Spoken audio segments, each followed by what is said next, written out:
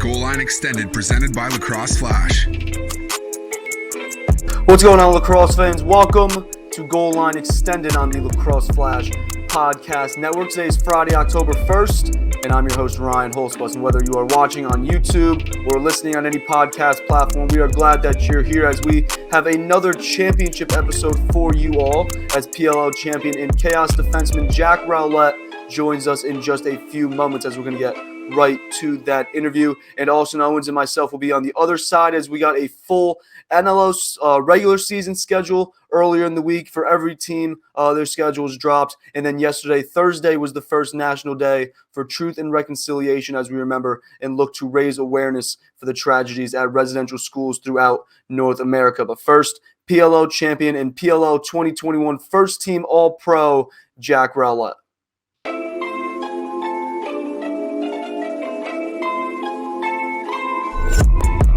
You're watching Goal Line Extended, presented by Lacrosse Flash.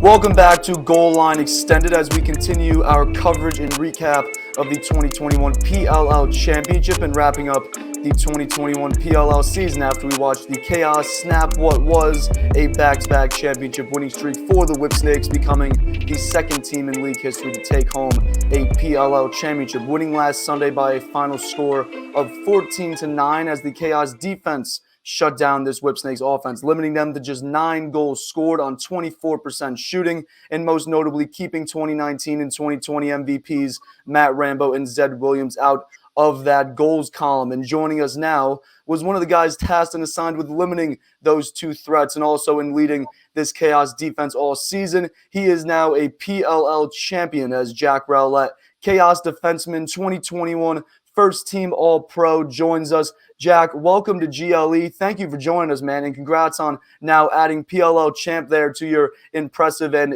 evolving pro lacrosse and lacrosse resume. Thank you. That was an awesome introduction. I appreciate it. Hey, man, I had to be on. I gotta do as much as I can to hype you up, get us ready for this thing. How are you doing, though, man? Good, excited. Just back on the grind of coaching at Georgetown since the season ended, but still been in touch with all the guys. I think everyone's still kind of living it up a little bit, and still very excited for what happened and the success we had. Rightfully so. So. We're now a full week here removed, and obviously the championship celebration spilling into the last week, spilled into the following weekend. Now, trying to get back to normal here, back to regular life here as we get into the week 2, the week after the championship, kind of like that championship hangover. You joined this chaos team back in 2019, back ahead of the first season. You're a senior at UNC, still in school playing when you kind of get all these rosters and find out that you're on the chaos playing for head coach Andy Towers. What were your initial thoughts and expectations like going into that? And then now you're a PLL champion. How has this whole experience exceeded those expectations? Yeah, to be honest, I didn't have a ton of expectations going in. The chaos was actually one of the teams where I was just unfamiliar with a lot of the guys on the initial roster. I think there was a couple other teams that had some Carolina guys, but when I did get drafted, Coach Bresci from UNC told me, Jack, I think you're going to really like Andy Towers. Like, you're his type of guy. You guys played similar, back when he played. You guys kind of bring the same level of energy. So, just hearing that gave me, just a lot of excitement going into that first year. And, I think that he was definitely right. I think Coach Towers has been fantastic, and there's no one else I'd rather play for. This defensive unit since that 2019, it's pretty much changed a little bit, but not that much. You guys have that same core in yourself. Guys like Troy Ray, Jared Newman, Johnny Sturdick has been in and out of the lineup. Matt Reese in and out of the lineup with different obligations in terms of their military obligations. But for the most part, this defensive unit has stayed together.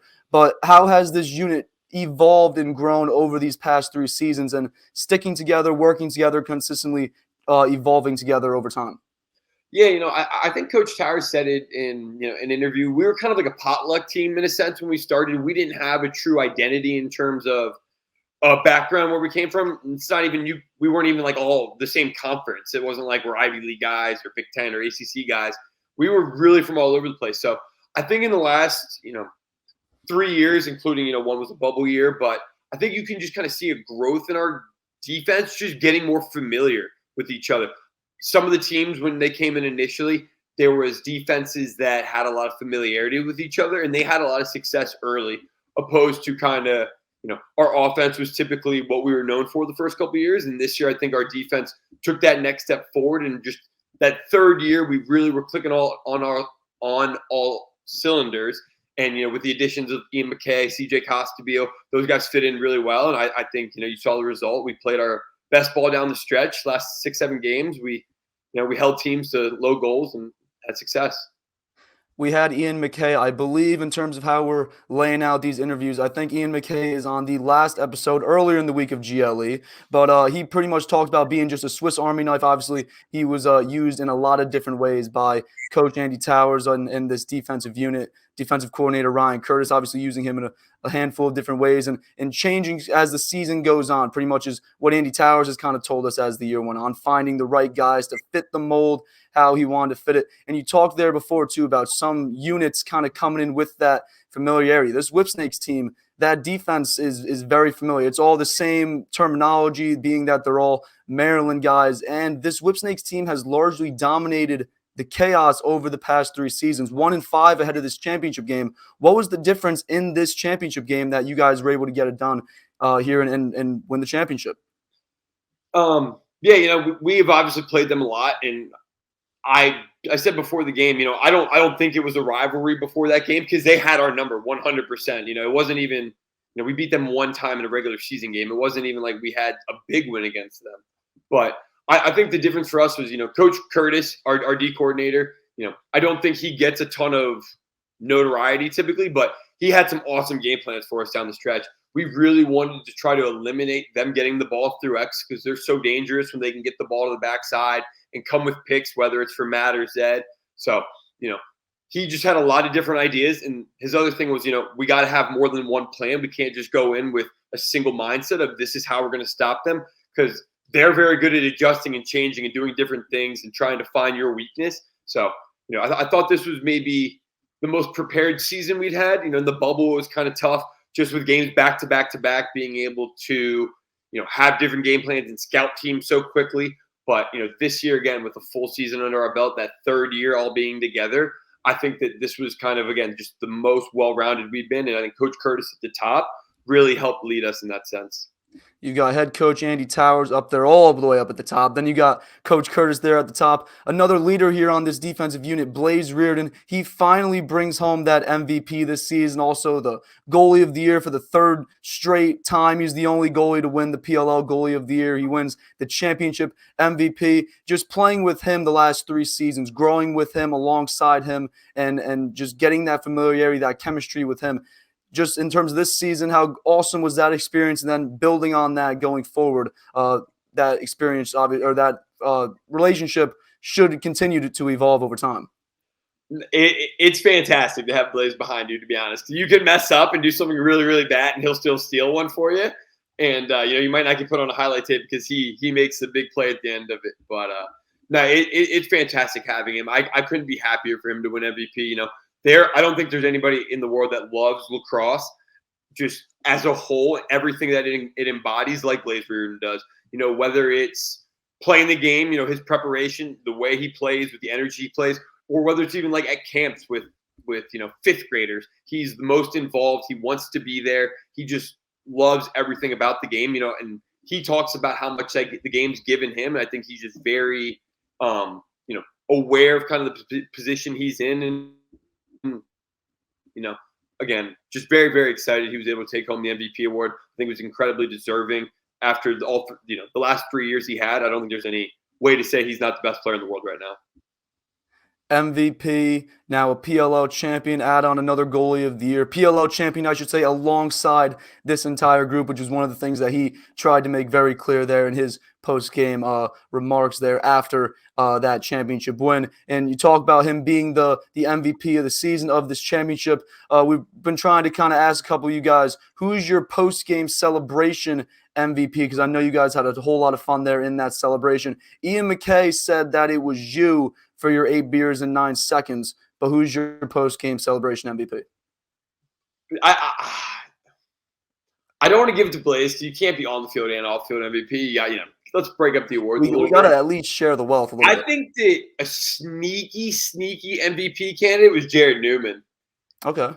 He was he actually posted his like Kobe photo today in the locker room, with the trophy. He brought a lot of energy to the post game. I think he was excited as anybody to win, and just see the work he's put in the last 3 years. I mean, he's been a huge part of our D as well.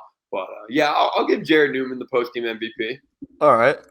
We got to share the wealth here. As you said, we can't give Blaze every single award here. We're sharing the wealth.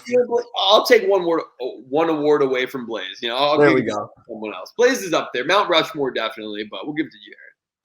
2021 season now wrapped up. You're preparing now, or getting set, I should say, for your 2022 season. You're also a head coach, or I shouldn't say head coach, an assistant coach with Georgetown there. How was that experience? How is that going? I know you're getting all set for that, trying to make your growth here in the coaching ranks. It's fantastic. I mean, I couldn't ask for a better first opportunity in the coaching world. Getting into the D1 game is very difficult, and Coach Warren took a chance on me. They had a position open up last January, like 2 or 3 weeks before fall or spring ball started. And, I just reached out being local. I only live 20 minutes away. I was just like, hey, I'd love to interview if you were doing something. I know you got to move quick. They took a chance on me.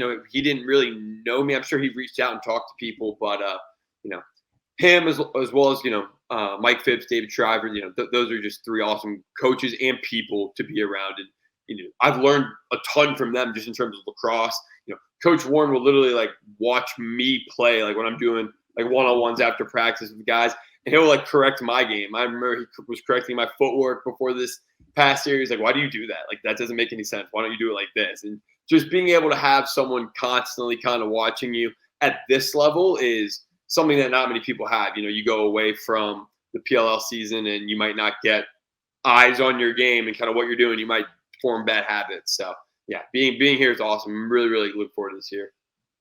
That's awesome. Obviously, getting ready up for the season, be able to prepare for your 2022 season with this Chaos team might look a little bit different, might not look a little bit different. Obviously, a lot will tell us as we get into this offseason. But, Jack, I can't thank you enough, man, for taking the time to join us today. Congratulations again to you, your teammates, this entire group on an incredible season, and best of luck in the offseason and obviously as you get with Georgetown and then prepare for this 2022 season. No, I absolutely appreciate you guys having me on. This has been great.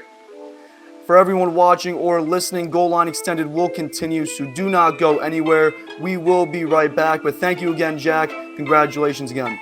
Awesome. Appreciate it.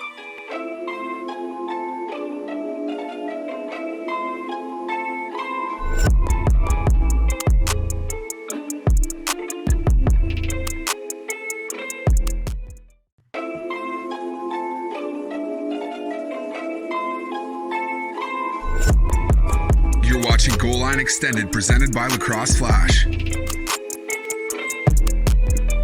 Welcome back to GLE, as Austin Owens joins us to wrap up today's show. Another big show as 2021 PLL champ Jack Rowlett stopped by. And we want to thank Jack as well as Coach Towers, Max Adler, and Ian McKay for joining us over the week or so.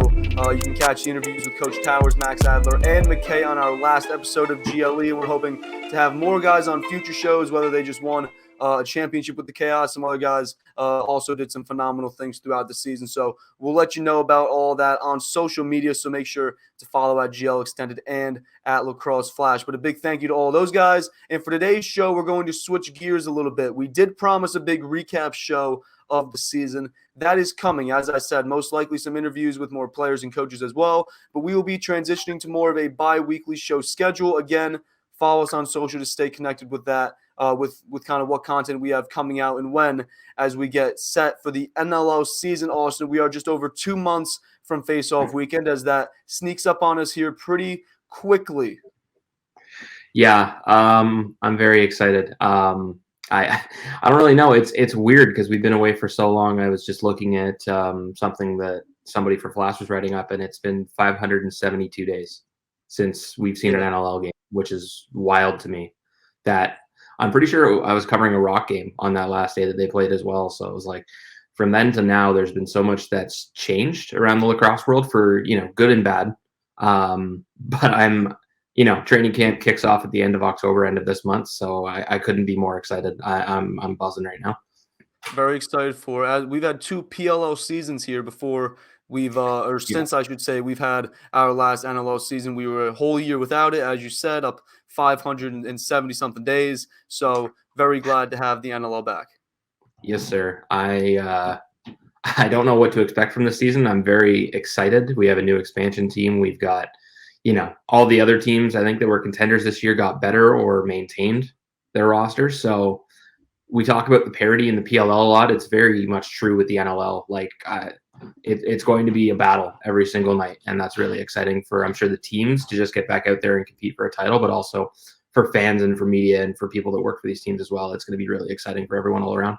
Now, I'm personally very excited because I don't exactly have a NLL team yet. Now, we don't have a TV deal, as I'm aware, as of yet. We don't have a TV deal for the NLL for North America. We did see announced watching yet. Austin Owens did give a little bit of a wait and see. What do you have to explain yourself there on that? I cannot say anything. I will not say anything, but it hasn't been announced, and that's all I will say about that. That sounds like good news. So good news hopefully coming for us in the States. Obviously, Canada has the whole streaming deals there with TSN and stuff like that to make sure that you guys can watch all of your NLL games. There's also NLL games on the league's YouTube channel. But if you're like me, I don't have a team. So it's kind of like PLL. I don't exactly have a favorite team. I just love watching all the games, watching all the different teams. It's going to be that kind of thing, and I'm going to be looking for a team. I'm from Northern Jersey, so obviously New York Riptide, I guess the Rochester's all the way up there. Buffalo's way up there, but you got the Riptide. You got Albany now coming down from the New England area. I don't know if I can do a New England team, though. But I'm down in South Carolina now, so the Georgia Swarm are about 3 hours away. Yeah. Or do I go somewhere else? I'm kind of waiting for Vegas. A few of us are waiting for Vegas. Austin, what do you think? You've got options, man. Living in, New York State or New Jersey, there's a lot of teams there. You look at Buffalo, you look at Rochester, you look at New York. I think when you look at, teams like that, if you're a big fan of our friends over at Back of the Bird, I mean, Paulie Dawson and Dan Lomas play for Rochester and the New York Riptide, respectively. So you could look there. I mean, the boys are buzzing up there.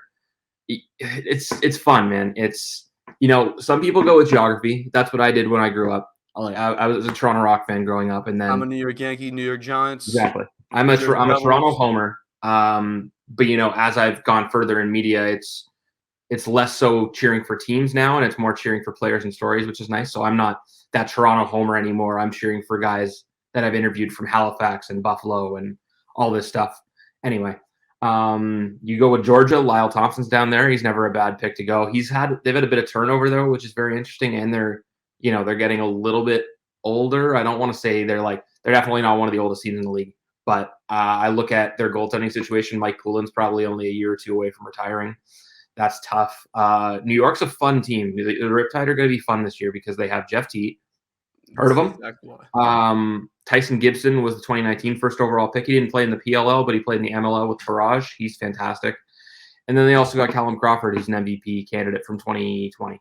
So that's the team I would look to. If it kind of depends on the fan you are. You're a Yankees fan, so you're used to winning championships. So Georgia might be your pick.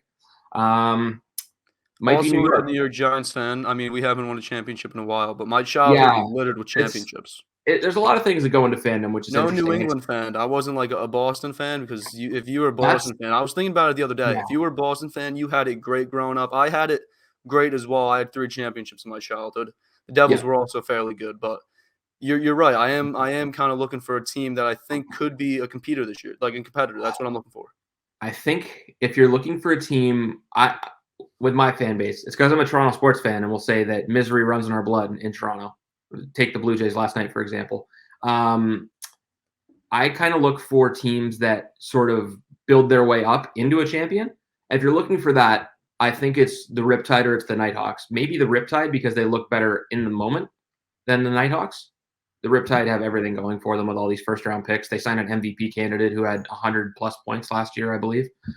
Like, they have everything going for them. But then you look at an Albany, who moved from New England. I know it might be tough to swallow a team coming down from Boston to play in the New York area, but they had the best overall record in the league last year. They were fantastic. Now, they had Callum Crawford. He went to New York.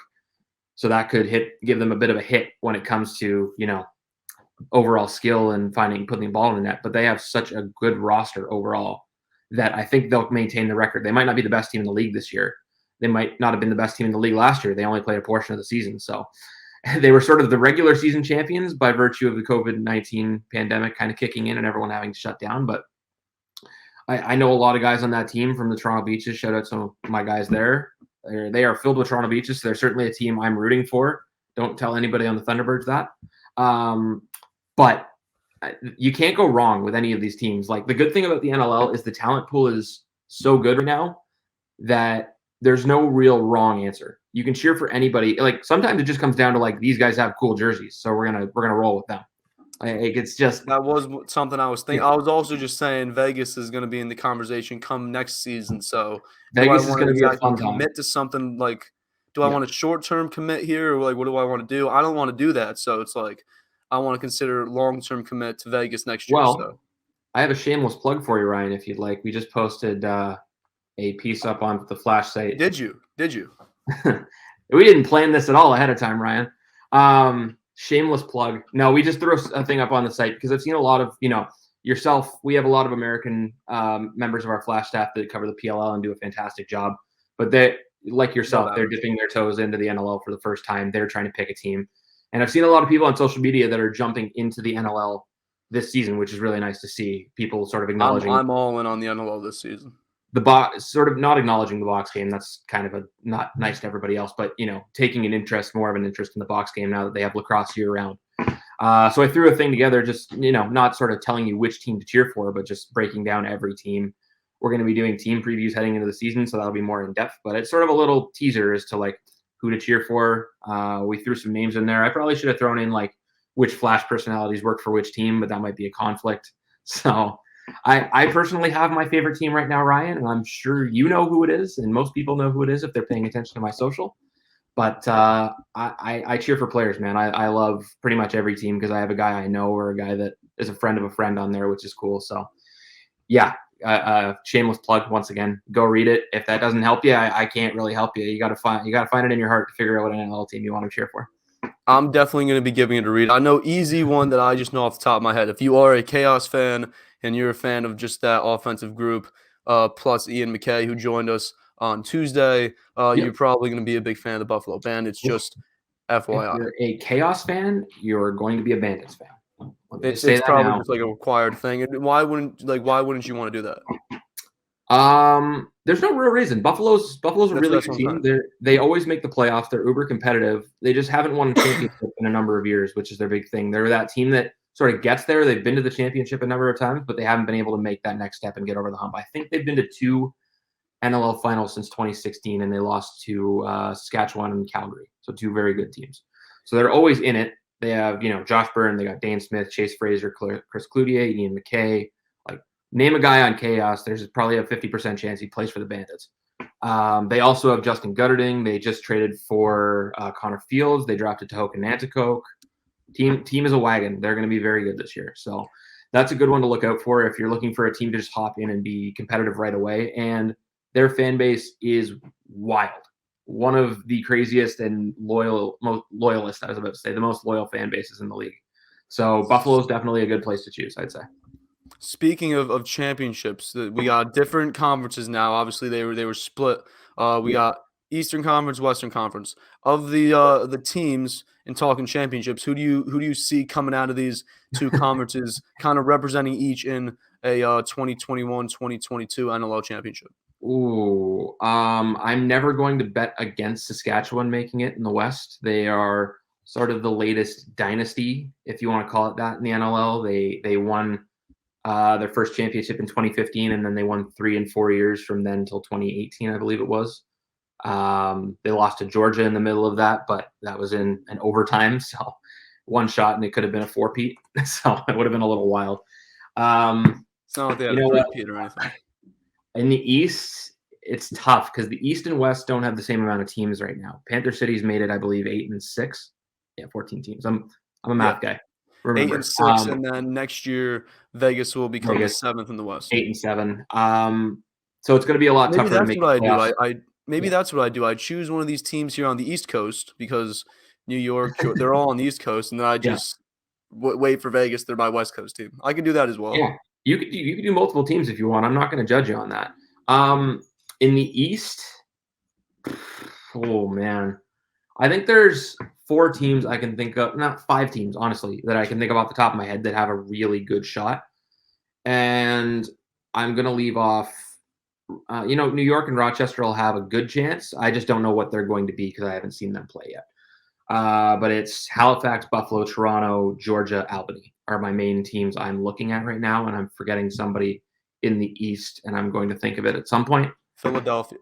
6 I teams. was thinking Philadelphia has a one of my really teams. good team.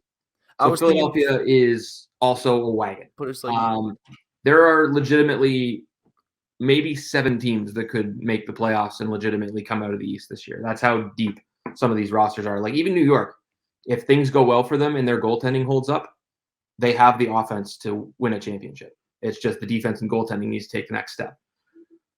Philly's fantastic. Toronto's always in the playoffs, no matter what. They've missed 2 out of 22 years, and they made the championship the 2 years after they missed their 2 straight playoffs. So Buffalo, like I said, always in it. Albany was the best team in the league last year. I think Halifax, no bias here. Obviously, I sort of have a relationship with the Thunderbirds at this point. They were an incredibly skilled team last year, and then they added Tyson Bell and David Brock and Stephane LeBlanc and some huge pieces that are going to make them a instant title contender. I think I said it in the article. They're a team that's, they moved from Rochester 2 years ago, and Rochester was they sold off most of their pieces. So they sort of did sort of like the Atlas in a way. They sort of did like a little mini retool on the fly with this roster. And they went through and did all this, and now they're back, and they're might be the class of the league. They've got Graham Hossack. They've got all these guys that are fantastic. And then you add Tyson Bell and you add David Brock and guys like that to the mix, and it's just a home run. I think it's title or bust for them, and I don't think that's wrong to say at this point. Multiple teams that you're considering. If I can remember correctly, you got your 3 West Coast teams make it, 4 East Coast teams make it, and then obviously 1 team from the East or West. You're considering possibly 5 here from the East. That would be very, very exciting if we were to get that here out of this playoff pool for the NLL season. We here at Lacrosse Flash, we're very excited for this NLL season. It's approaching quickly. If you're interested, make sure to check out some of the full games that the NLL has made available on YouTube. Like I said, as we get closer to the season, but a lot of content coming your way as the 2021-22 NLL season kicks off. Another thing that we want to highlight as well as we wrap up today's show, though, is the first National Day for Truth and Reconciliation, which was yesterday, September 30th, as we remember and honor the survivors and those that did not make it at residential schools that were set up across North America. Yesterday and today, me and you were wearing orange to bring attention to this great cause. We're wearing it now. Austin, a big day throughout the lacrosse community as we reflect on the tragedies and look to raise awareness for those that have suffered and then obviously those that we lost. Yeah, and I won't touch too much on it. I think we've done it in previous iterations of this show in the PLL Flash of, the atrocities that have taken place in Canada and the United States when it comes to Indigenous folk, Indigenous communities. It's horrific and it's hard to watch. I think we've said it in previous things. Like I'm not the person to say much about these situations because I'm a white male. I don't know what these communities and what these people have had to endure throughout their families, throughout anything. And I hope that they and nobody else has to go through any of that ever again. That is unbelievable. What was done in residential schools and boarding schools is just abhorrent, and I can't imagine anything happening like that nowadays. And I hope nothing like that ever happens again. I'm rambling, but I think the big thing is we've taken a good step in creating, it was a holiday here in Canada yesterday, a federal holiday. So governments took the day off. We were able to sort of have, your graphics and your messaging and stuff like that up. But me wearing a t-shirt one day a year isn't going to change anything. It's not going to change the way Indigenous communities and people are treated, it's not going to change the way, the world works in the horrible ways that it does. It's going to take every day. It's going to take change. It's going to take people fighting the good fight when it comes to reconciliation and, caring for one another and doing all this. And these are just a bunch of buzzwords that I can say on here because I have a platform. But I'm going to use that platform to push for change, to push for reconciliation, to push, our Indigenous brothers and sisters. We need to make this world a better place for them and just for everybody in general. So yeah, in short, Truth and Reconciliation Day, I'm sorry if I screwed up the name. It's a beautiful sentiment. But like everything else, it doesn't just, stay with one day. It has to be every day for us. It has to be Lacrosse Flash being an ally for these people. It has to be the lacrosse community as a whole being an ally for these people. Otherwise, it's just words and bullshit sentiments that are put out there for the, likes and retweets, which is phony, and I'm not a fan of it. So the day is nice, and I'm sorry it's sort of a sour note to go out on, Ryan, but it's obviously a bit of a tough subject to talk about. Absolutely. So yeah, wearing an orange shirt one day is great, but what's going to matter to everybody, and especially to these people and communities, is what we do in the coming days and months and years to prove that we are about helping them and about changing the world. We're going to continue to try to use our platform to do that, exactly as you said, to bring awareness to this great cause and to these people and to these communities. The PLL, they had their helmet straps. The NLL, they'll be having helmet decals. So those two leagues as well, hoping to carry on this message as well and to continue to raise awareness. But that's going to do it for our show today. We want to just make sure that we brought attention to that, as that day was yesterday. But Austin, thank you for joining me to wrap up today's show. To all of our guests that joined us, we appreciate your time as well, and we're hoping to get more guests in the coming weeks. So make sure to keep your eyes open for that. Follow Goal Line Extended and Flash on Instagram and Twitter at GL Extended and at Lacrosse Flash. But that is going to do it for today's show. Thank you all for watching and listening. If you are not already, make sure to subscribe to Goal Line Extended and Lacrosse Flash on YouTube. Hit that notification bell so that you get notified when we post shows, and make sure to head on over to lacrosseflash.com. But I hope you all have a fantastic weekend. Cheers. Follow the show on Twitter and Instagram at GL Extended, and subscribe to the show on any of your favorite podcast outlets. You can find Lacrosse Flash on Twitter, Instagram, and Facebook, and online at lacrosseflash.com.